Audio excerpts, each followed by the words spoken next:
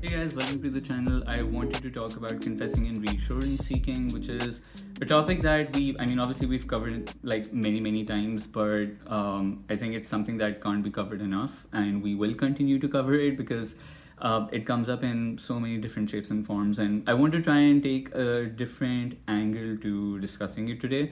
I want to try and discuss the different stages in which giving up this compulsion can come into play.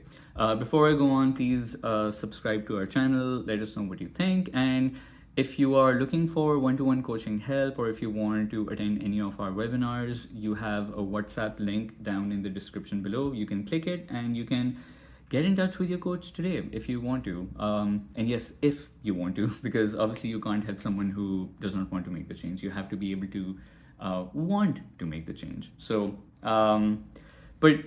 I wanted to take like a hypothetical example over here of someone who is trying to work on cutting back on confessing and reassurance seeking, and we'll kind of like try and chart the journey from the very beginning and how it can progress, right? And we'll take certain assumptions in this example as well. I think the main assumption that we want to try and take in this example, just for the sake of this video, is that the progress that that person is making on confessing and reassurance seeking is linear. So they are incrementally cutting back on that compulsion little by little by little. Realistically, obviously, that's not what happens, because sometimes people can be coming in for 1 year and they still really do not want to give up reassurance seeking and confessing as a compulsion. So yeah, it can be one of those very sticky behaviors that people want, and it's one of the most addictive compulsions as well, in that way, which is why when people come in their first phone call and with all the compulsions that they list down for me, my personal recommendation to people always is to try and prioritize confessing and reassurance seeking the most out of all of the compulsions, to try and start cutting back on, because that's the one that is one of the, in my opinion, I think it's one of the strongest compulsions that is keeping the OCD cycle, the fear, the anxiety cycle, all at play and fueling it, right? So that's always, I think, for if you're someone who is either just starting out or you're still someone who is looking to work on their recovery journey, I would say try and prioritize like confessing and reassurance seeking as your main, one of your main compulsions right now, because the outlets for that are multiple, right? It's your loved ones, and I mean, the more loved ones you're seeking reassurance from, the worse it is for you. Plus it's also Google, plus and ChatGPT these days is obviously like the one of the biggest ones. So I think what we'll do is we'll try and take an example of someone called maybe I don't know, Michael, right? We'll take the example of Michael as a hypothetical example over here and try and chart the journey of Michael trying to give up reassurance seeking and confessing. So the first stage is basically them coming in, let's say for a one-to-one call, and them saying that this is one of their main behaviors that they're doing, and the likelihood of the compulsion being a 10 out of 10 at the very start is obviously like very high. So most likely at the very start in stage 1, Michael is performing reassurance seeking behaviors and confessing at a 10 out of 10 level, right? Obviously he is and maybe his wife or his girlfriend is like one of the main people he is doing that with, and so we identify that, okay, that's something that he has to cut back on and that's something he has to change, and he's like, okay, I'm going to try and change that. Okay, then we go to stage number 2, which is obviously he comes in maybe after a week, 2 weeks, 3 weeks. So across the next like 2, 3, 4 weeks, he says that, okay, yeah, I've really tried and cut back on it. I'm still not perfect about it. I still do it sometimes when I'm feeling really bad, but I've tried to really change that behavior, and I'm trying to, sit more with that discomfort and that uncertainty of not fully knowing. But sometimes I have days where I'm really triggered, and then I really give into that compulsion because it feels so important and so urgent that I feel like I cannot handle just the overwhelming feeling of keeping it to myself. Okay, all right. Part of the changing process, sure. There are going to be a lot of different symptoms. There are going to be a lot of physical symptoms that will come up. Anxiety will maybe shoot up quite a bit as well. OCD might also even try and latch on to different things. In you changing this behavior, a lot can happen. A lot can happen. And by the way, we've done separate videos on what to expect with cutting your compulsive behavior. So have a look at that. Nick has covered this in quite a lot of detail. So that's stage number 2, where maybe Michael has made some changes to reducing these behaviors. Okay. Then Michael goes on to a third stage, which is maybe something like, hey, so I have, I've cut back on this behavior, and I don't really, seek that much reassurance, or I don't confess or vent to my wife. But, I mean, she asks me sometimes, hey, so how are you doing? So, Moment, what do I do when she asks me how I'm doing? Because she's asking me, so I have to tell her then, right?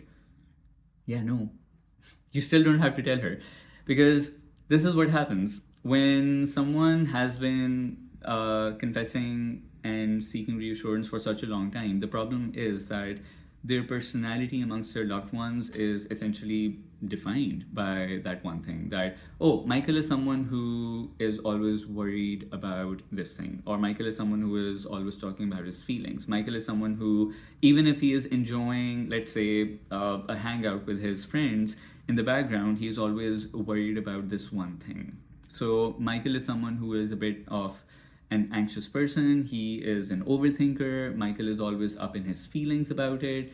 And so, it's something that people start seeing us with that lens, which I think is a bit of an unfortunate byproduct of this compulsion as well, because obviously then you're seen as, you're defined by that essentially.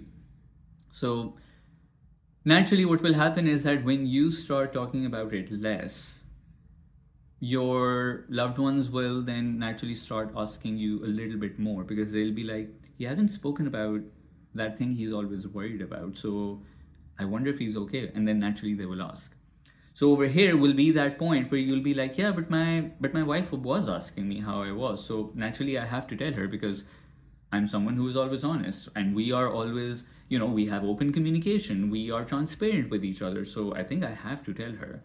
Yeah, so this is a tricky part, because this is where your OCD is going to convince you that, oh, that this is a legitimate reason or a legitimate situation where now you have to talk about it, because you can't lie or you can't deceive your wife, because, that would make you an even worse person, and that won't, that's not a great thing, that you're hiding things from your wife. And that will make you feel a bit more like a fraud, and that will make you feel like, I don't know, that maybe indeed you have something to hide and you are doing something bad. So there are going to be different angles that OCD will play at with this, and it's going to make it like a very convincing case for why you need to answer that question very honestly. But no, over here is the other challenge for you, where you have to try and kind of like put on your best Oscar performance of like, no, I'm doing fine. Yeah, thank you. And that's mainly it, right? I'll say one footnote over here as well, that when you do start, in some cases, I mean, it depends on what kind of situation it is and what kind of dynamic you have with your loved one who you're seeking that kind of like reassurance from, or who you are confessing and venting to, is that you can at the start have a one-time conversation as well of like, hey, I mean, this is something that has been recommended to me that I have to cut back on, so I'm just letting you know that I won't be talking about it. And it's also, I would also appreciate if you also don't ask me more questions about it as well, because I'm trying to cut back on this behavior. So that's like a one-time conversation that you can have with your with your loved ones as well. There's nothing wrong with that. At the same time, this challenge will still be there, because despite you having this conversation with them, they still might ask you at some point, hey, how are you doing? And then not telling them the honest answer will kind of like ramp up your anxiety.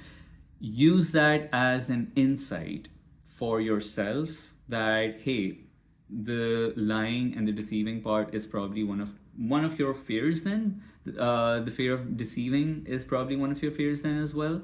So then working on the guilt and shame aspect of that fear and breaking that down as well, probably. So I think, I mean, you can, at any stage of this process where you feel triggered or where you feel extra anxious is something that you can use as an insight into what you need to work on next, right? Okay. Then comes another stage, which is that because you've been told that don't try and confess and don't seek reassurance, but this is what people will also do as well. This is kind of like stage 4. Or I mean, look, by the way, this is all interchangeable. I'm just using a hypothetical example of like how this happens, but it can vary, and obviously these aren't segmented like concrete stages that people go through. I'm just taking an example just to highlight what kind of things can come up while you're changing this behavior. So just saying that it's not as finely defined of like, okay, this is what happens. There can be this other stage as well where, okay, verbally, you are not looking for reassurance, you're not asking reassurance, you are not confessing, you are not verbally venting that, oh my god, this is happening and I'm so upset about this and this and this. None of that might be happening. But this is what you might be doing. If there is a trigger that happens around that, like around that person, so in this case, Michael, what Michael will try and do is that around his wife, he will start acting a little bit moody and he will go silent. Maybe he'll have a frown on his face. Maybe he'll just be a bit more reserved, short answers, one word answers, not talking too much, just being a bit like pouty and brooding as well. Now, this is what OCD sufferers do as well. And look, we are very, like, I'm not saying this in a bad sense particularly, but we're very manipulative people because we know exactly how to get what we want, even if it's in a very subtle kind of way, right? So in a very non-verbal way, you will kind of like, still communicate in a non-verbal way that you're upset. And that still becomes that at that stage as well, that is also a little bit something that you have to try and change too. So even if internally you're not feeling that great, try and act as normal as you can and still be maybe chatty. Still try and not have this like frown on your face. Don't give one word answers. Engage, be part of a conversation, participate in an activity. If you need to go out, if you had a plan to go out, take initiative. That is what we also call bringing it for the ride and wearing it like an uncomfortable coat. Why? Because if you're sitting with a frown on your face to, in a non-verbal way, still communicate that I'm not doing that well, because Michael will know that his wife will pick up on it. And he will know that his wife may even start acting in subtle, comforting ways towards him because she is seeing that he is a little upset, right? This might even happen. By seeing him a bit upset and quiet and not too talkative, she will be like, hey, are you doing okay? And then Michael can also say that, yeah, I can't really talk about it because, because I've been told not to talk about it. But yeah, right? So yes, it is progress that you are not going into the content of the thoughts. It is progress that you are not specifically saying that I'm having this thought and this is what's coming up for me and my OCD is making me think this and that. It's good that you've come to this stage. But at this stage, even just this tiny little check-in of like, yeah, I'm not allowed to talk about it, but just something is going on. That also becomes a subtle confessing outlet of like, yeah, I'm still not good. Because I'll tell you this much, when you try and cut back on even this tiny little bit of a compulsion as well, it's going to feel really uncomfortable. Why? Because OCD is basically going to try and find all sorts of ways big or small, to try and get an outlet, to get something off your chest, to try and communicate something in some shape or form, even if it's not you in detail describing every single thought and feeling and intrusive thought that you're having, even if it's not that, it will still try to look for some level of expression, because it will feel like, if I don't express this or if I don't say this, then I don't think I can cope with that. It's going to build up. I'm going to feel anxious. I'm going to feel uncomfortable. I just won't like it. It will ruin the moment. It will also not make me feel great. It will ruin the happy moment. I won't be able to concentrate. Blah, blah, blah, blah, blah. So it's going to look for a very convincing argument as to why you have to or you need to express it and say it in some shape or form, even if it's in a silent way, even if it's just like you sitting like this and not talking too much. That also has to be given up, right? Then we go on to stage number 5, which is also a very interesting little segment of this entire journey of giving up, confessing, and reassurance, which is when Michael will stop sharing his thoughts and feelings with his wife. She is going to get really upset, and she's going to think that something is wrong. Or she is maybe going to think that he maybe doesn't love her enough. Or she's going to think that he is pulling away. Or maybe he's falling out of love with her or something like that. Or maybe he doesn't like her anymore. Or maybe he doesn't trust her anymore because he's not sharing that. And this is where some understanding of the person who is the main kind of like reassurance giver and the main listener of all the confessing and venting. This is what happens over time, because you've been doing it for so long, and this is particularly like common amongst like female partners of OCD sufferers, like wives and girlfriends. It's very common amongst them, is that they become kind of like the empathizers and the listeners and the saviors in a way of the relationship. Why? Because obviously their partner is constantly sharing their feelings with them, and especially for women, it's like, oh, you know, my husband or my boyfriend is so vulnerable. He's so open about his feelings. He always shares things with me, and he is really sensitive. And I really appreciate that, because men are generally not so sensitive and they're not in touch with their emotions. But he is, and look, he is so open with me, and I love that. So in that sense, and of course, I don't blame women if they feel good about that, because obviously it's kind of like, hey, you know, we have such an open, communicative kind of relationship. So when that is taken away from them, and when they don't have those frequent opportunities to comfort their husbands and boyfriends, when they don't have that opportunity to be the shoulder to cry on, or the sympathetic ear that is listening to them, because it has been happening for so long, it slightly puts them in a very unfamiliar position of like, what the hell is going on? Why isn't he talking to me? Why isn't he sharing with me? Is something wrong? Is something wrong with me? I remember very distinctly, and this was about a couple of years ago, someone who I was working with, and he had relationship OCD, and he was talking about his feelings very frequently. When he started giving up on these behaviors, his like one day his girlfriend was absolutely in tears, because she was like, you don't talk to me anymore. Because for the longest time, OCD had been the forefront of at every conversation. OCD was like the defining conversation at every point. And so in the absence of that, sometimes the OCD sufferer will also not know what else to talk about, because all they have been talking about for so long, in some shape or form, primarily has been about anxiety or the fear. That has been the primary discussion. And sometimes people are like, I don't know what to talk about with my partner. I don't know what other conversation can I have, because for so long the only thing I have talked about is this.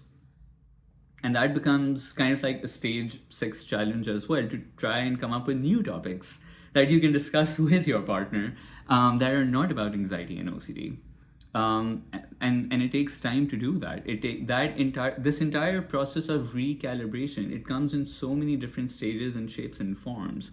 And then your partner will also be, like I said, be affected by it, because your partner will kind of be thrown into a little bit of like a relationship existential crisis of like, where is our relationship? He's not talking to me anymore.